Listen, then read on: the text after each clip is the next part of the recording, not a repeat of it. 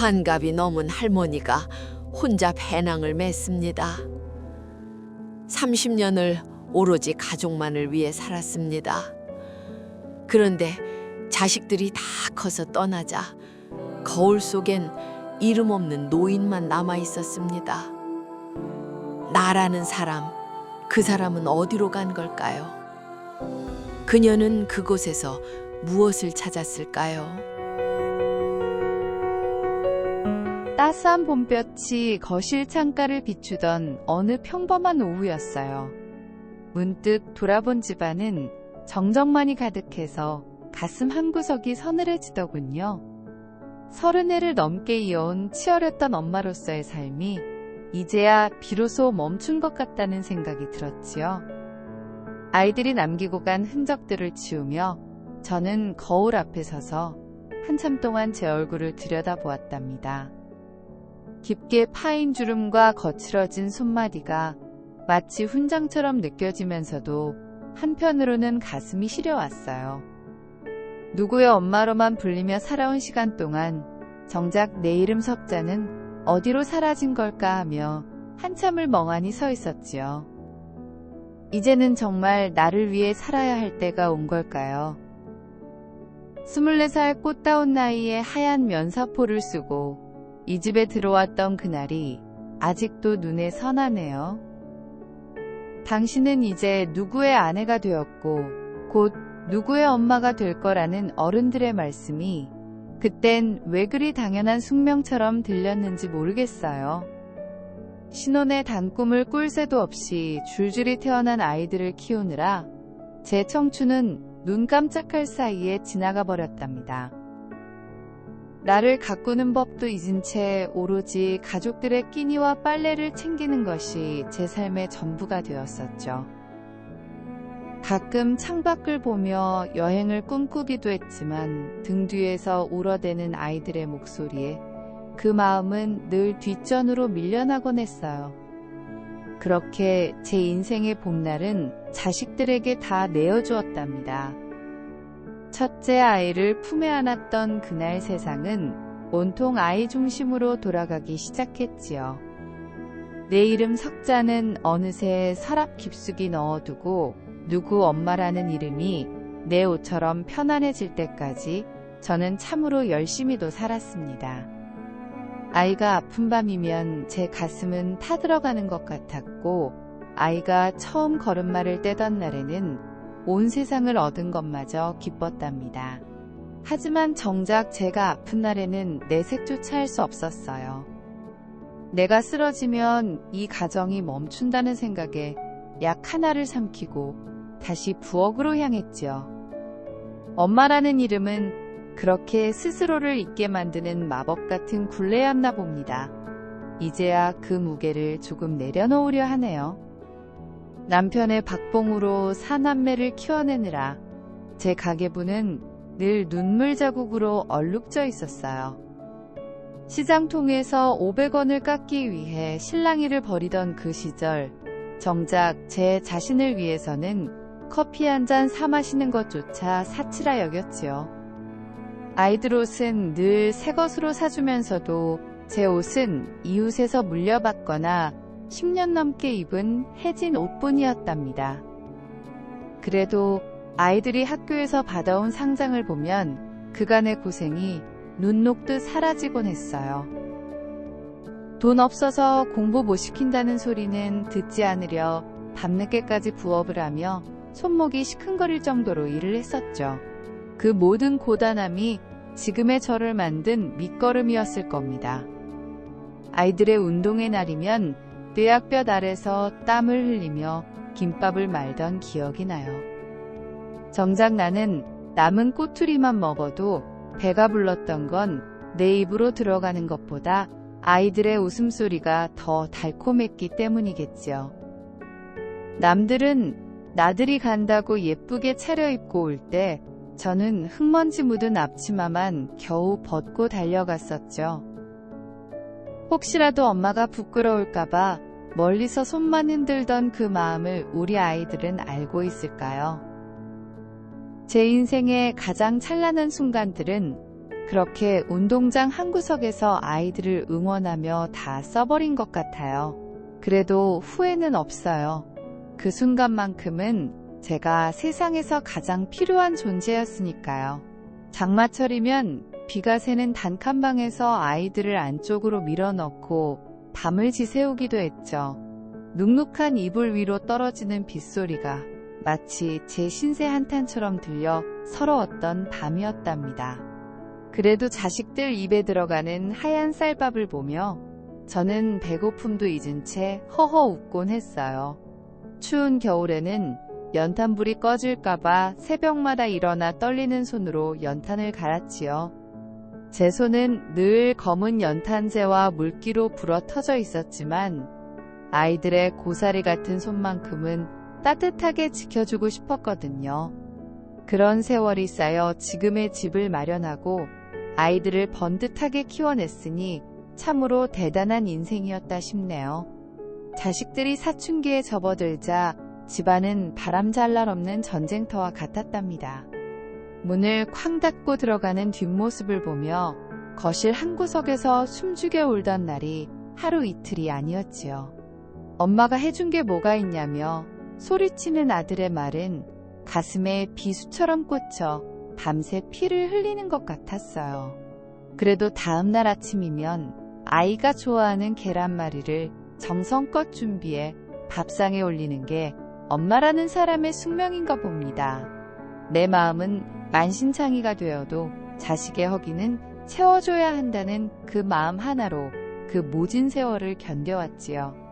돌이켜보면 그 인내의 시간이 저를 단단하게 만든 것 같아요. 그네가 대학에 합격했을 때 기쁨보다는 등록금 걱정에 잠을 설쳐야 했답니다. 남편 몰래 파출부 일을 나가며 남의 집 화장실을 닦고 거실을 치우던 시간들이 떠오르네요. 허리는 끊어질 듯 아프고 자존심은 바닥으로 떨어졌지만 등록금 영수증을 손에 쥔 아들의 웃음을 보며 저는 다시 일어설 수 있었지요. 그때 제 손가락에 끼워져 있던 낡은 결혼반지도 결국 전당포를 거쳐 영영 돌아오지 못했답니다. 하지만 아쉬움보다는 자식의 앞길을 조금이라도 넓혀주었다는 안도감이 더 컸어요. 엄마들에게 자식의 성공은 자신의 꿈을 대신 이루는 것과 같으니까요. 명절이나 제사 때면 일주일 전부터 장을 보고 음식 준비에 혼을 다 쏟았지요. 허리 한번 펴지 못하고 전을 붙이고 나무를 묻히며 손님 치를 준비를 하던 그 고단함은 이루 말할 수 없어요. 정작 손님들이 다 떠나고 남은 뒷설거지를 할 때면 온몸의 뼈마디가 비명을 지르는 것 같았답니다. 그래도 자식들이 맛있게 먹고 양손 가득 반찬 보따리를 들고 떠나는 모습에 저는 다시 기운을 차리곤 했어요. 내 몸 하나 부서지는 건 괜찮아도 내 자식 기죽는 꼴은 못 보겠다는 일념으로 살았지요. 그렇게 헌신하며 살다 보니 거울 속엔 어느덧 노인이 서 있더라고요. 막내까지 대학을 보내고 나니 이제는 한시름 놓겠구나 싶었지만 그게 끝이 아니더군요. 자식들의 취업 걱정과 결혼 비용 마련이라는 더 큰 산이 저를 기다리고 있었답니다. 평생 모은 쌈짓돈을 털어 자식들 전셋집 마련에 보태주고 나니 제 수중에는 10,000원짜리 몇 장 남지 않더라고요. 그래도 자식들이 번듯한 집에서 가정을 꾸리는 모습을 보니 제가 궁색하게 사는 것쯤은 아무런 문제가 되지 않았지요. 엄마는 원래 그런 존재인가 봅니다. 자신의 모든 것을 내어주고도 더 줄 게 없나 걱정하며 가슴을 졸이는 나무 같은 사람 말이에요.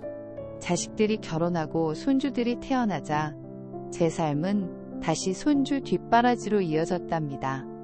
이제 좀 쉬나 싶었는데 딸아이의 직장 생활을 위해 매일 새벽같이 딸네 집으로 출근을 했지요. 늙은 몸으로 아이를 업고 달래며 밥을 먹이다 보면 저녁이면 온몸이 두들겨 맞은 듯 아팠어요.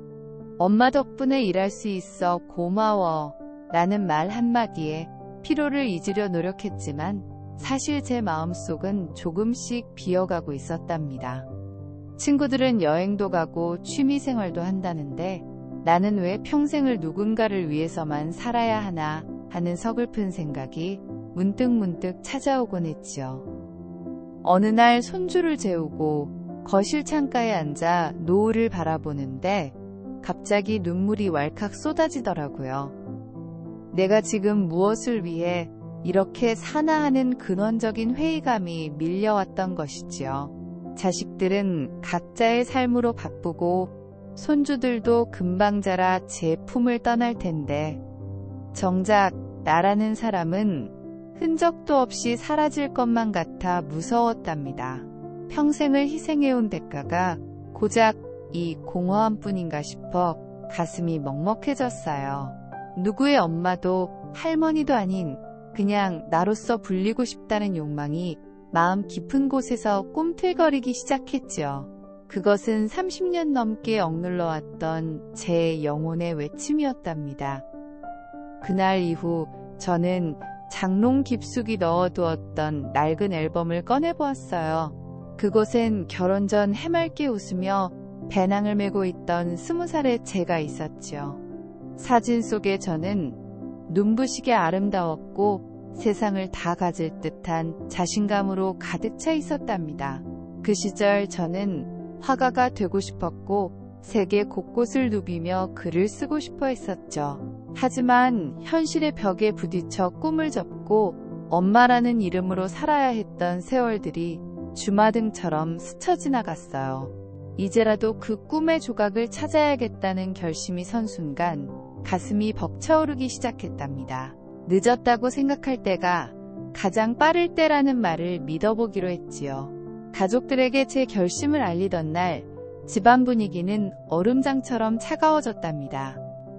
엄마 갑자기 왜 그래요? 무릎도 안 좋은데 무슨 배낭여행이에요? 라며 만류하는 자식들의 목소리가 거셌지요. 패키지 여행이나 편하게 다녀오라는 아들의 제안을 거절하자 서운한 기색을 내비치기도 하더라고요. 하지만 저는 이번만큼은 양보할 수 없었답니다. 남이 짜놓은 일정에 맞춰 끌려다니는 여행이 아니라 내 발로 걷고 내 눈으로 직접 세상을 마주하는 진짜 여행을 하고 싶었거든요. 평생 가족들의 일정에 맞춰 살았으니 이제는 오직 나만의 속도로 걷고 싶다고 단호하게 말했답니다. 배낭을 사기 위해 등산용품점에 들렀을 때 점원이 제 나이를 보고 의아한 눈빛을 보내더군요. 그래도 저는 꿋꿋하게 제일 가벼우면서도 튼튼한 가방을 골랐답니다. 평생 시장 바구니와 자식들의 짐 가방만 들어주던 어깨에 이제는 제 꿈의 무게를 얹어보려 하니 기분이 묘해지더라고요. 튼튼한 운동화를 신어보고 배낭끈을 조절하며 저는 이미 마음속으로 지평선을 걷고 있었답니다. 집에 돌아와 거울 앞에서 배낭을 맨 모습을 보니 왠지 모르게 눈물이 났어요. 이 가방 하나에 내 인생의 이 회차를 담아보자고 거울 속 나에게 굳게 약속했지요. 여행 준비를 하는 동안 저는 영어 단어를 외우고 스마트폰 지도 앱을 익히느라 밤잠을 설쳤답니다. 늙은 머리로 영어를 외우려니 돌아서면 잊어버리고 앱은 왜 그리 복잡한지 한숨이 절로 나왔지요. 하지만 자식들에게 도움을 청하지 않았어요. 이번 여행은 온전히 혼자 힘으로 해내야만 진정한 독립이라는 생각이 들었거든요. 냉장고 문의 화장실이 어디인가요 같은 문장을 적어 붙여놓고 설거지를 하면서도 끊임없이 중얼거렸답니다. 그 과정 자체가 저에게는 잃어버린 자아를 찾아가는 즐거운 놀이와도 같았어요. 배우는 즐거움을 50년 만에 다시 느낀 셈이지요. 출국 전날 밤 저는 짐을 싸며 아이들의 어린 시절 사진을 가방 깊숙이 넣었답니다. 비록 몸은 떠나지만 엄마로서의 세월을 부정하고 싶지는 않았거든요. 그 헌신의 시간이 있었기에 지금의 단단한 내가 있다는 것을 인정하기로 했지요. 남편은 걱정되는지 옆에서 계속 잔소리를 해댔지만 저는 그 소리조차 정겹게 들렸답니다. 이제 내일부터는 이 잔소리조차 들을 수 없는 낯선 땅에 홀로 서게 되겠지요. 두렵지 않냐고요. 아니요, 두려움보다는 설렘이 100배, 1000배는 더 컸답니다. 내 인생에서 처음으로 나를 주인공으로 세우는 무대가 열리기 직전이었으니까요. 인천공항의 웅장한 천장을 올려다보며 저는 길고 긴 한숨을 내쉬었답니다. 그 한숨에는 지난 30년의 고단함과 서러움, 그리고 미련들이 다 섞여 있었지요. 출국 게이트로 향하는 제 뒷모습을 보며 자식들은 여전히 걱정스러운 얼굴로 손을 흔들었답니다. 하지만 저는 뒤돌아보지 않고 씩씩하게 걸어갔어요. 뒤를 돌아보면 다시 엄마의 자리로 돌아가고 싶어질까봐 무거웠던 마음을 털어내려 애썼지요. 비행기 좌석에 앉아 벨트를 맬 때 느껴지던 그 묵직한 진동은 마치 제 삶의 새로운 장을 알리는 종소리처럼 들렸답니다. 이제 비행기는 저를 싣고 과거가 아닌 미래로 날아오르고 있었어요. 구름 위로 떠오르는 태양을 보며 저는 문득 제 어머니를 생각했답니다. 우리 어머니도 저처럼 가슴속에 꿈 하나쯤은 품고 사셨을 텐데 끝내 그 꿈을 펼쳐보지 못하고 가셨지요. 어머니가 보지 못한 세상을 제가 대신 본다는 생각에 마음이 경건해지기도 했어요. 기내식 한 끼를 먹으면서도 천천히 맛을 음미하며 온전히 저만의 시간을 즐겼답니다. 항상 아이들 먼저 먹이고 남은 음식을 대충 때우던 습관이 남아있어 자꾸만 주변을 살피게 되었지만 이내 고개를 저었지요. 지금 이 순간만큼은 오직 나 정순자라는 사람만이 존재한다는 사실을 되새기며 창밖의 푸른 하늘을 오랫동안 바라보았답니다. 경유지인 낯선 공항에 내렸을 때 밀려오던 그 아득한 막막함은 잊을 수 없어요. 수많은 인파 속에서 길을 잃고 헤매며 안내판을 쳐다보는데 갑자기 제가 아주 작은 먼지처럼 느껴지더라고요. 예전 같았으면 금세 당황해서 남편이나 자식에게 전화를 걸었겠지만 이번에는 가만히 벤치에 앉아 숨을 골랐답니다. 천천히 지도를 살피고 단어장을 뒤적이며 한 단계씩 문제를 해결해 나갔지요. 마침내 다음 비행기 게이트를 찾아냈을 때의 그 성취감은 자식들 명문대 보냈을 때보다 더 짜릿했답니다. 아, 나도 할 수 있구나. 혼자서도 세상을 향해 나아갈 수 있구나 하는 자신감이 샘솟았어요. 목적지인 유럽의 어느 도시에 도착했을 때 공항문을 열고 나선 순간을 기억해요. 코끝을 스치는 이국적인 향기와 차가운 공기가 비로소 제가 다른 세상에 왔음을 실감하게 해주었지요. 돌길 위를 구르는 캐리어 소리가 마치 경쾌한 음악처럼 들렸답니다. 숙소를 찾아가는 버스 안에서 낯선 풍경들을 바라보며 저는 아이처럼 들떠 있었어요. 창문에 비친 제 얼굴이 왠지 모르게 젊어 보이는 건 기분 탓만은 아니었을 겁니다. 눈빛에는 생기가 돌고 입가에는 잔잔한 미소가 번져 있었으니까요. 그렇게 저의 본격적인 홀로서기 여행이 시작되었답니다. 첫 번째 숙소는 젊은이들이 모이는 저렴한 호스텔이었어요.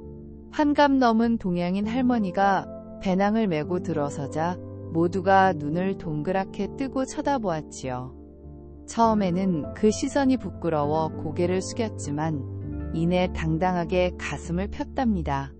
안녕하세요 라고 어설픈 영어로 인사를 건네자 젊은 친구들이 환하게 웃으며 자리를 내어주더군요. 2층 침대의 좁은 공간이었지만 그곳은 저에게 궁전보다 더 화려한 자유의 공간이었어요. 평생 안방 침대를 지키며 가족들의 잠자리를 걱정하던 제가 이제는 이름 모를 청년들과 한 공간에서 잠을 청하게 된 것이지요. 이튿날 아침 식사를 하러 내려갔을 때 빵 한 조각과 커피 한 잔을 앞에 두고 한참을 기도했답니다. 하나님, 이 빵이 제 인생에서 가장 맛있는 빵이 되게 해주세요 라고 말이죠. 누구를 위해 아침을 준비할 필요도 없고 누군가의 기분을 살필 필요도 없는 완벽한 독립의 아침이었어요. 창밖으로 지나가는 사람들을 구경하며 1시간 동안 천천히 커피를 마셨답니다. 늘 시간에 쫓겨 밥을 마시듯 먹던 저에게 이런 여유는 신이 주신 선물 같았어요. 아침 햇살이 테이블 위로 부서지는 것을 보며 저는 비로소 제가 살아있다는 것을 온몸으로 느낄 수 있었답니다. 유명한 박물관에 들어가 고대 유물들을 보며 저는 인간의 삶이 얼마나 찰나인지 깨달았답니다. 수천 년 전의 유물들은 그대로인데 그들을 만들고 사랑했던 사람들은 모두 사라졌지요. 저 또한 이 우주의 작은 점에 불과한데 왜 그토록 사소한 걱정들에 얽매여 스스로를 괴롭히며 살았나 싶어 허무하기도 했어요. 자식이라는 성벽에 갇혀 바깥 세상이 이렇게 넓고 깊다는 것을 잊고 살았던 시간들이 아까워 눈물이 핑 돌았답니다. 작품 하나하나를 눈에 담으며 저는 제 가슴 속에 쌓였던 응어리들을 하나씩 풀어내기 시작했어요. 예술은 그렇게 늙은 엄마의 마음을 어루만져 주었답니다. 길을 걷다 우연히 만난 거리의 화가가 제 초상화를 그려주겠다고 하더군요. 낡은 의자에 앉아 한참 동안 모델이 되어주는데 화가가 제 눈을 뚫어지게 바라보는 게 느껴졌어요. 누군가 내 눈을 이렇게 깊게 들여다본 게 대체 얼마만인지 가슴이 두근거렸답니다. 완성된 그림 속에 저는 주름진 노파가 아니라 강인한 의지를 가진 한 명의 인간으로 서 있었지요. 화가는 저에게 당신의 눈에는 수많은 이야기가 담겨 있다고 말해주었어요. 그 말 한마디가 평생 헌신해온 제 삶을 통째로 인정받는 기분이라 참으로 행복했답니다. 그 그림은 제 배낭 속에서 가장 귀중한 보물이 되었지요. 비가 내리는 오후 어느 작은 성당에 들어가 무릎을 꿇고 앉았답니다. 화려한 스테인드 글라스를 통해 들어오는 오색 빛깔의 빛이 제 어깨를 다독여주는 것 같았어요. 저는 자식들의 안녕을 비는 기도 대신 이번만큼은 저 자신을 위한 기도를 드렸답니다. 부디 남은 생은 저 자신을 사랑하며 살게 해주세요 라고 말이죠. 평생 남을 위한 기도로 채워졌던 제 기도의 목록이 바뀌는 순간 성당 안의 종소리가 은은하게 울려 퍼졌어요. 마치 제 새로운 인생의 시작을 축복해주는 것만 같아 마음이 평온해졌답니다. 비에 젖은 돌길을 걸어 나오며 저는 한층 가벼워진 걸음을 느꼈지요. 여행 중반쯤 접어들자 무릎 관절에 통증이 오기 시작했답니다. 무거운 배낭을 메고 매일 10,000보 넘게 걸으니 몸이 신호를 보낸 것이지요. 길가 벤치에 앉아 부은 다리를 주무르며 역시 나이는 못 속이나 봐 라고 자조 섞인 혼잣말을 내뱉었어요. 하지만 포기하고 싶지는 않았답니다. 이 통증조차 제가 살아있음을 증명해주는 훈장처럼 느껴졌거든요. 약국에 들러 파스를 사고 진통제를 먹으며 저는 다시 신발끈을 묶었답니다. 예전에 저였다면 가족들에게 엄살을 부렸겠지만 이제는 스스로 고통을 다스리고 이겨내는 법을 배우고 있었어요. 저는 더 이상 연약한 엄마가 아니었으니까요. 노천 카페에서 편지를 쓰며 자식들에게 제 진심을 전했답니다. 얘들아, 엄마는 지금껏 너희를 위해 살았던 시간을 한 번도 후회하지 않는다. 하지만 이제는 엄마가 아닌 나 자신으로 사는 이 시간이 너무나 소중하구나. 너희도 너희만의 인생을 살렴. 엄마 걱정은 이제 그만하고 라고 적어 내려갔지요. 편지지에 떨어진 눈물 자국이 제 마음의 고백처럼 보였답니다. 이 편지를 보내고 나면 왠지 자식들과의 질긴 탯줄이 기분 좋게 끊어질 것 같은 예감이 들었어요. 서로가 독립된 인간으로서 존중하고 응원하는 건강한 관계가 시작되는 지점이었지요. 이름 모를 시골 마을의 기차역에서 기차를 기다리며 낡은 수첩에 제 버킷리스트를 적어보았답니다. 여행이 끝나고 돌아가면 하고 싶은 일들이 줄을 이었지요. 꽃꽂이를 배우고 싶고 작은 전시회를 열고 싶고 손주들이 아닌 동네 아이들에게 그림을 가르쳐주고 싶다는 소망들. 30년 전 장롱 속에 가두어 두었던 꿈들이 하나둘씩 기지개를 켜며 살아나고 있었어요. 제 인생의 사계절 중 겨울이 오고 있다고 생각했는데 알고 보니 이제 막 두 번째 봄이 시작되고 있었던 것이죠. 기차의 경적 소리가 저 멀리서 들려오자 저는 설레는 마음으로 배낭을 맸답니다. 드디어 여행의 반환점에 선 날, 저는 어느 바닷가 절벽 위에서 소리를 질러보았답니다. 나는 살아있다. 나는 나다. 라고 목이 터져라 외쳤지요. 파도 소리에 묻혀 누구에게도 들리지 않았겠지만 그 외침은 제 영혼을 깨우는 우렁찬 함성이었어요. 자식 뒷바라지라는 긴 터널을 빠져나와 마주한 세상은 이토록 눈부시게 푸르렀답니다. 이제 남은 여행 기간 동안 저는 더 깊이 저를 탐험하고 더 많이 세상을 사랑할 것입니다. 돌아갈 집은 그대로겠지만 돌아갈 저는 예전의 제가 아닐 테니까요. 자, 이제 인생의 이막을 향해 다시 힘차게 걸어가 보렵니다. 여행의 후반부에 접어들며 저는 스페인의 작은 마을들을 걷기 시작했답니다. 돌길마다 배어있는 수백 년의 시간들이 제 삶의 무게와 닮아 있어 마음이 뭉클해지더군요. 이제는 배낭 무게에도 제법 익숙해졌고 지도를 보지 않고도 현지인들의 발걸음을 따라가는 여유가 생겼죠. 길가에 핀 이름 모를 꽃들을 보며 저는 자식들에게 이 꽃 참 예쁘지 않니? 라고 사진을 찍어 보내던 버릇을 잠시 멈추었답니다. 대신 그 꽃의 향기를 오로지 제 코끝으로 느끼며 남에게 보여주기 위한 풍경이 아닌 내 영혼에 새기기 위한 풍경을 즐기기 시작했지요. 어느 날은 숙소 예약이 잘못되어 밤늦게까지 길을 헤매야 했던 위기의 순간도 있었답니다. 가로등도 드문 낯선 골목에서 무거운 짐을 지고 서 있으니 문득 집 안방의 따스한 아랫목이 간절해지더라고요. 내가 이 나이에 무슨 부귀영화를 보겠다고 라는 후회가 입술 끝까지 차올랐지만 저는 심호흡을 하며 다시 가방끈을 고쳐맸어요. 다행히 친절한 현지 노부부의 도움으로 작은 민박집을 찾았고 그곳에서 대접받은 따뜻한 수프 한 그릇에 마음의 빗장이 풀렸답니다. 고난은 예상치 못한 선물을 가져다 준다는 것을 저는 60의 나이에 길 위에서 배웠지요. 민박집 노부부와 식탁에 앉아 구글 번역기를 사이에 두고 긴 대화를 나누었답니다. 그들도 평생 자식들을 키워 독립시키고 이제야 둘만의 시간을 보내고 있다고 하더군요. 국경은 달라도 자식을 향한 부모의 마음과 그 뒤에 남겨진 쓸쓸함은 만국 공통어라는 것을 깨달았지요.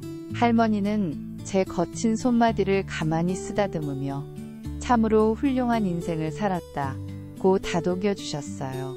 자식들에게 한 번도 듣지 못했던 그 위로의 말을 낯선 이국 땅에서 듣게 될 줄은 꿈에도 몰랐답니다. 그날 밤 저는 참으로 오랜만에 아이처럼 펑펑 울며 그간의 서러움을 씻어냈어요. 해질녘 알람브라 궁전의 언덕에 올라 붉게 물드는 도시를 내려다보았답니다. 성벽 틈새로 비치는 햇살이 마치 제 지나온 세월을 하나하나 비추는 것 같아 가슴이 벅차올랐지요. 뜨거웠던 여름날의 노동과 시리도록 추웠던 겨울밤의 기도가 저 노을 속에 다 녹아있는 듯 했거든요. 예전 같으면 이 좋은 걸 나만 봐서 어쩌나 하며 자식들 생각에 미안해했겠지만 이제는 이 좋은 걸 드디어 내가 보는구나 하며 제 자신을 대견해했답니다. 나를 사랑하는 법을 배우는 것.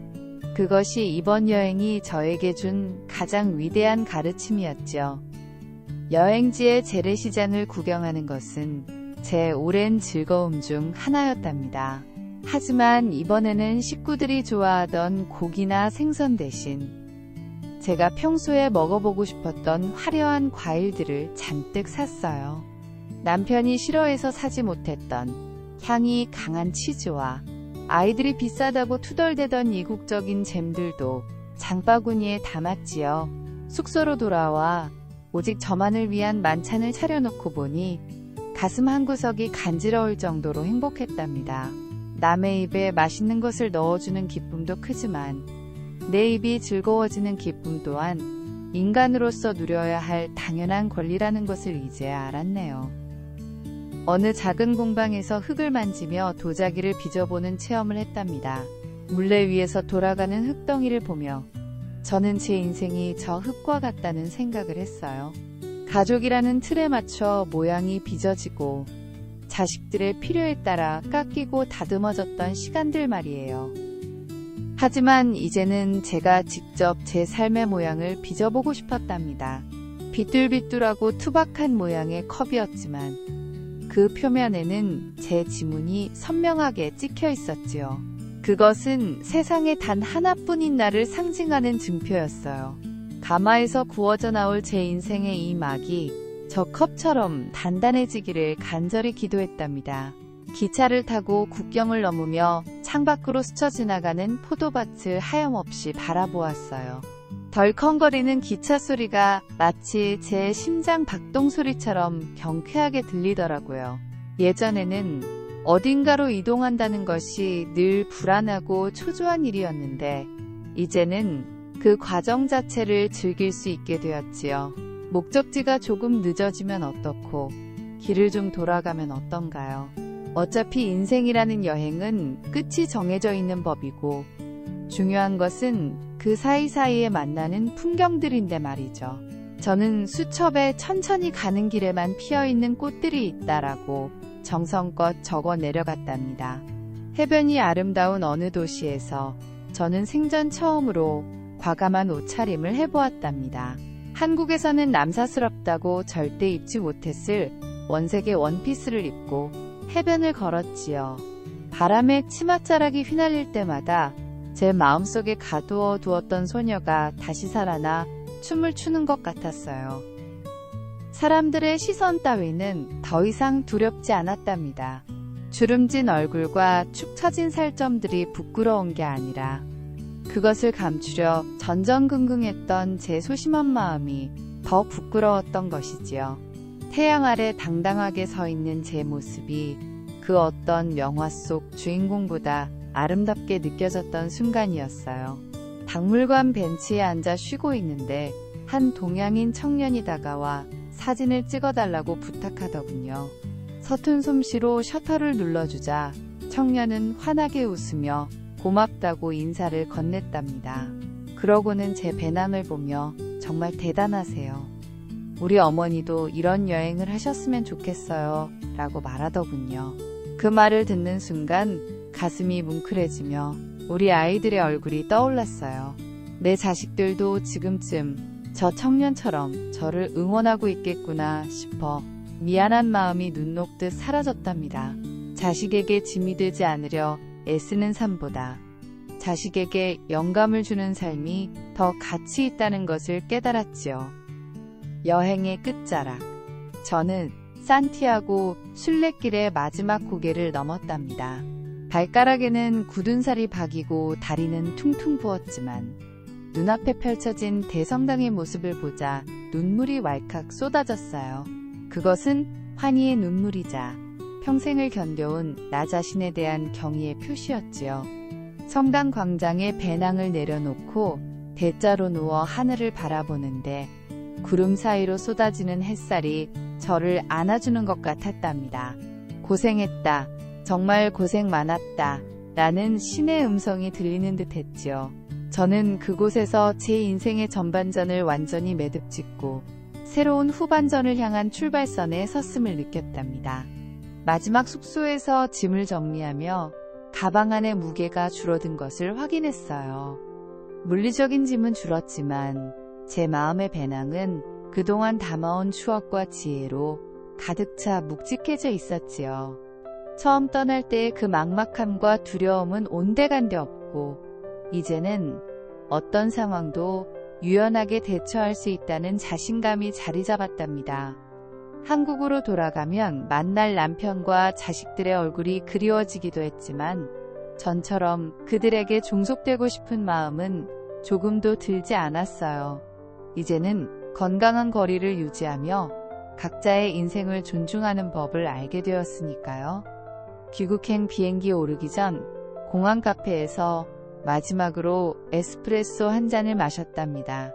쓰디 쓴 커피 맛이 마치 제 고단했던 청춘의 맛과 비슷하다는 생각이 들더군요. 하지만 그 쓴맛 뒤에 오는 은은한 향기가 지금의 제 모습과 닮아 있어 미소 지었답니다. 비행기 창밖으로 멀어지는 유럽 대륙을 보며 저는 조용히 작별 인사를 건넸어요. 고맙다. 나를 다시 살게 해주어서 라고 말이죠. 이제 비행기는 저를 싣고 다시 현실로 향하고 있지만 제 마음속에는 언제든 꺼내볼 수 있는 광활한 대지가 심어져 있었답니다. 인천공항 입구에 들어서자 익숙한 한글 안내판과 한국어 소리들이 저를 반겼답니다. 예전 같으면 빨리 집에 가서 밀린 빨래부터 해야지 라고 생각했겠지만 이번에는 달랐어요. 공항 로비의 의자에 앉아 한참 동안 오가는 사람들을 구경하며 여행의 여운을 천천히 정리했답니다. 마중 나온 자식들의 얼굴이 저 멀리서 보였을 때 가슴이 찡했지만 발걸음은 서두르지 않았어요. 당당하고 여유있게 걸어가는 저를 보며 아이들은 엄마, 분위기가 완전 달라졌어 라며 놀란 눈치를 보이더군요. 집으로 돌아온 첫날, 익숙했던 공간들이 왠지 모르게 낯설게 느껴졌답니다. 제가 없던 3주 동안 집안은 조금 어수선했지만 저는 예전처럼 팔을 걷어붙이고 달려들지 않았어요. 배고픈데 밥 안 줘요? 라고 묻는 남편에게 오늘은 피곤하니 나가서 먹자 라고 당당하게 말했지요. 남편도 당황한 듯 했지만 이내 고개를 끄덕이며 겉옷을 챙기더라고요. 제가 바뀌니 주변 사람들도 저를 대하는 태도가 바뀌기 시작한 것이죠. 저는 더 이상 가족들의 수발을 드는 존재가 아니라 존중받아야 할 한 사람의 여행자였답니다. 짐을 정리하며 여행지에서 찍은 사진들을 거실 벽에 붙였답니다. 자식들 상장과 결혼 사진으로만 가득했던 벽에 이제는 제 웃는 모습이 담긴 풍경 사진들이 자리를 잡았지요. 사진 속의 저는 어느 때보다 밝게 빛나고 있었고 그 모습을 볼 때마다 가슴 한구석에서 뜨거운 에너지가 샘솟는 것 같았어요. 아이들은 가끔 제 사진 앞에서 멈춰서서 엄마 이때 진짜 멋있었네 라고 한마디씩 던지곤 한답니다. 그 소소한 칭찬 한마디가 지난 30년의 헌신보다 더 큰 보상처럼 느껴지는 요즘이에요. 여행의 경험을 잊지 않기 위해 저는 동네 복지관에서 열리는 수채화 교실에 등록했답니다. 하얀 캔버스 위에 여행지에서 본 노을과 골목길을 그려넣을 때면 다시 그곳으로 돌아간 것 같은 착각이 들곤 해요. 예전에는 손이 떨려 붓을 잡는 것도 겁났지만 이제는 비뚤어진 선조차 제 인생의 일부라 생각하며 즐겁게 그리고 있지요. 선생님은 제 그림에 힘이 있다고 칭찬해 주시고 함께 배우는 동료들도 제 여행 이야기에 귀를 기울여 준답니다. 저는 이제 자식 뒷바라지 끝낸 노인이 아니라 새로운 꿈을 꾸는 예비 화가로 불리고 있어요. 스마트폰 사용법을 제대로 익히니 세상이 훨씬 넓어지더라고요. 여행지에서 만난 외국인 친구들과 SNS로 안부를 주고받고 가끔은 영상통화로 서툰 영어를 나누기도 한답니다. 자식들은 엄마가 우리보다 더 바쁘네 라며 신기해하지만 저는 이 바쁨이 너무나 행복해요. 누군가의 전화를 기다리는 삶이 아니라 내가 먼저 세상을 향해 손을 내미는 삶이 이토록 활기찬 것인 줄 예전에는 미처 몰랐지요. 제 손가락은 이제 손주들 엉덩이를 닦아주는 대신 세상을 연결하는 화면을 두드리고 있답니다. 가끔 친구들을 만나면 저는 이제 자식 자랑이나 남편 흉보는 일에 시간을 쓰지 않아요. 대신 제가 보고 느낀 넓은 세상과 앞으로 하고 싶은 계획들에 대해 열변을 토한답니다. 처음에는 의아해하던 친구들도 이제는 제 당당한 모습에 자극을 받아 하나둘씩 자신만의 취미를 찾기 시작했지요.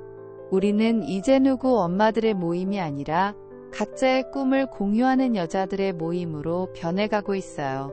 나이듦이 쇠퇴가 아니라 성숙이라는 것을 보여주는 제 모습에 친구들은 깊은 신뢰를 보내준답니다. 딸아이가 고민이 있다며 찾아온 날, 저는 예전처럼 무조건 참아라 혹은 자식을 위해 희생해라 라는 말을 하지 않았어요. 대신 딸의 눈을 가만히 바라보며 네 마음이 가장 중요하다. 네가 행복해야 네 아이도 행복할 수 있다 고 말해주었지요. 딸은 제 의외의 대답에 놀란 듯 했지만 이내 제 손을 꼭 잡으며 눈시울을 붉혔답니다. 엄마가 먼저 자신을 사랑하는 모습을 보여주니 자식들도 인생의 진정한 가치를 스스로 깨닫게 된 것이죠. 저는 이제 자식의 앞길을 닦아주는 존재가 아니라 옆에서 함께 걷는 든든한 조력자가 되었답니다. 남편과의 관계도 이전과는 확연히 달라졌답니다. 제가 제 목소리를 내기 시작하니 남편도 처음엔 당황했지만 이제는 제 취향을 물어보고 제 일정을 존중해주기 시작했어요. 가끔은 둘이서 손을 잡고 가까운 산책로를 걸으며 자식 이야기가 아닌 우리 두 사람의 노후에 대해 깊은 대화를 나누곤 하죠. 평생 남남처럼 살아온 세월이 길었지만 이제야 비로소 진정한 부부의 연이 무엇인지 알아가는 기분이에요. 아내의 희생 위에 세워진 평화가 아니라 서로의 독립성을 인정하는 평화가 얼마나 단단한지 매일 실감하고 있답니다. 홀로 보내는 시간의 소중함도 깊이 깨달았어요. 예전에는 집에 혼자 있으면 외로워서 자꾸만 자식들에게 전화를 걸었지만 이제는 혼자 있는 시간을 즐기며 책을 읽거나 명상을 하곤 하죠. 고요한 거실에서 차 한 잔을 마시며 제 마음의 소리에 귀를 기울이는 그 시간이 저에게는 가장 귀한 충전의 시간이에요. 외로움은 타인이 채워주는 것이 아니라 스스로 자신을 사랑할 때 사라진다는 진리를 길 위에서 몸소 깨달았기 때문이지요. 저는 이제 혼자서도 충분히 행복한 사람이 되었답니다. 손주들이 놀러오는 날에도 저는 예전처럼 진을 빼며 매달리지 않아요. 함께 그림을 그리거나 여행지에서 가져온 조개 껍데기를 보여주며 이야기를 들려주는 멋진 할머니가 되었지요. 아이들은 할머니 이야기가 동화책보다 재미있어요 라며 제 곁으로 모여든답니다. 밥 해주고 똥 기저귀 갈아주는 할머니보다 넓은 세상을 경험하고 들려주는 할머니를 아이들은 더 존경하고 따르는 법이죠. 저는 손주들에게 삶의 기술이 아닌 삶을 사랑하는 태도를 가르쳐주는 인생의 선배가 되고 싶답니다. 요즘은 다음 여행지를 검색하며 지도 위에 작은 깃발들을 꽂아보고 있어요.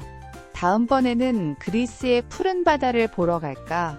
아니면 몽골의 끝없는 초원을 달려볼까? 상상만 해도 입가에 미소가 번진답니다. 체력 관리를 위해 매일 아침 공원을 산책하고 근력 운동도 시작했지요. 무릎 아파서 못 가가 아니라 가기 위해서 운동한다는 마음가짐이 제 육체조차 젊게 만들고 있어요.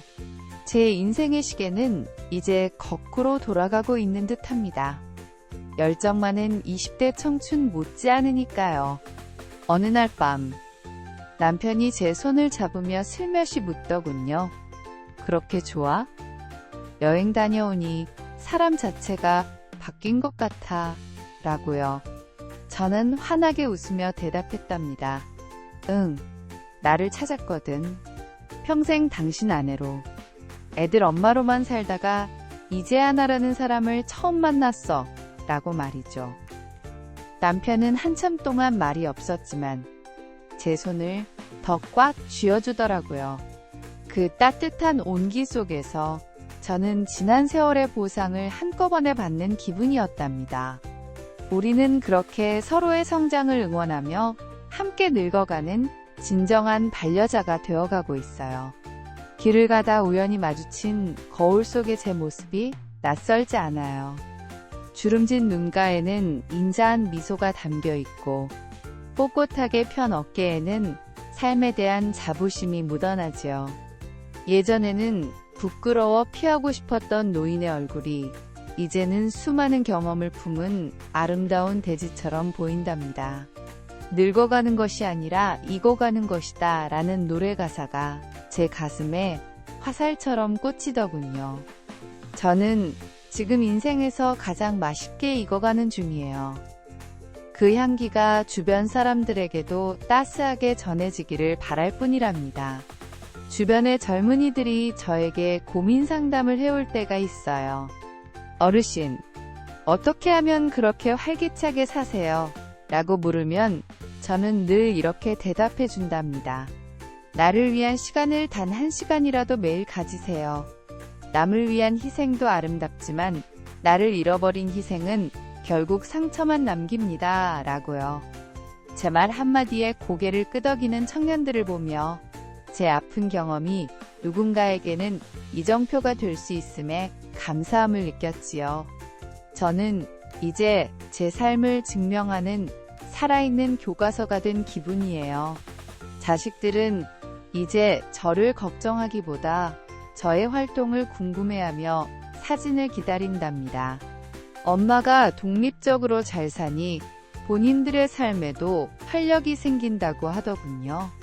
예전에는 서로에 대한 집착과 걱정으로 얽혀있던 관계가 이제는 서로의 성취를 축하해주는 건강한 관계로 변모했지요.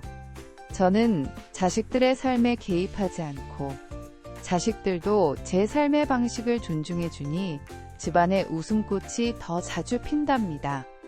효도는 자식이 부모에게 해주는 것이 아니라 부모가 행복한 모습을 보여주는 것이 먼저라는 것을 깨달았어요. 비 내리는 오후, 창가에서 차를 마시며 지난 여행의 일기장을 들춰보았답니다. 그곳에는 고통스러웠던 순간과 황홀했던 순간들이 교차하며 적혀 있었죠. 우리 인생도 결국 이 일기장과 같아서 힘든 일이 있어야 기쁜 일도 빛나는 법이라는 것을 다시 한번 새겼답니다. 자식 뒷바라지에 바쳤던 그 30년의 세월도 지금의 이 달콤한 자유를 위해 꼭 필요했던 과정이었음을 이제는 인정하고 감사해요. 그 시간이 없었다면 저는 지금의 이 평온함을 이토록 깊이 누리지 못했을 테니까요. 인생의 해 저문 노을 앞에서 저는 이제 두렵지 않답니다. 태양은 지지만 내일 다시 뜨고 인생의 한 장이 끝나면 또 다른 장이 열린다는 것을 알기 때문이지요. 제 배낭은 언제든 다시 떠날 준비가 되어 있고 제 마음은 항상 새로운 세상을 향해 열려 있답니다. 누구의 엄마로 살았던 전반전도 훌륭했지만 오직 나로 살고 있는 이 후반전은 눈부시게 아름다워요. 저는 매일 아침 눈을 뜰 때마다 저 자신에게 인사한답니다. 오늘도 멋지게 살아보자. 정순자. 라고 말이죠. 마지막으로 이 영상을 보고 계시는 동년배 여러분께 전하고 싶어요. 당신의 자식들은 이미 당신의 사랑을 충분히 먹고 자랐으니 이제는 당신의 영혼을 먹일 시간입니다. 늦었다고 생각하는 그 순간이 당신의 가장 젊은 날이며 배낭을 매는 순간 당신의 인생은 다시 시작될 거예요. 엄마라는 무거운 짐은 잠시 내려놓고 당신의 이름을 불러주는 바람을 향해 걸어가 보세요.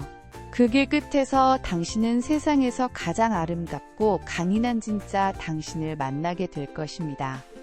당신의 새로운 여행을 진심으로 응원합니다. 여러분, 오늘 이야기 어떠셨나요?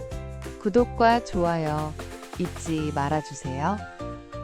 다음에 또 재미있는 이야기로 찾아뵙겠습니다. 감사합니다.